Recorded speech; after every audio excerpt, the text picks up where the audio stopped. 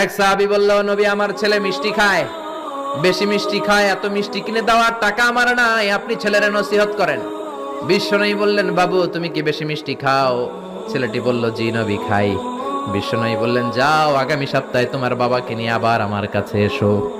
বিশ্বনবী পরের সপ্তাহে ছেলেরে বললেন, ও ছেলে মিষ্টি বেশি খেও না, এত বেশি মিষ্টি খাওয়ার টাকা দেওয়ার টাকা তোমার বাবার নাই, কম কম খাবা, তাহলে তোমার বাবার উপর ihsan হবে।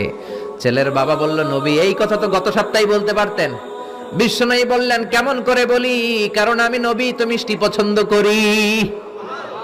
এক সপ্তাহের ব্যবধানে নিজের অভ্যাসটাকে পাল্টালাম, মিষ্টি কম কম খাওয়া শুরু করলাম, আগে নিজে আমল করলাম, তারপরে তোমার ছেলেরে বললাম। সুবহানাল্লাহ। বাড়িতে যে কি রহমতের নবী, কি বরকতের নবী, নিজে কিছু আমল না করে অন্যরে বলতেনই না। সুবহানাল্লাহ।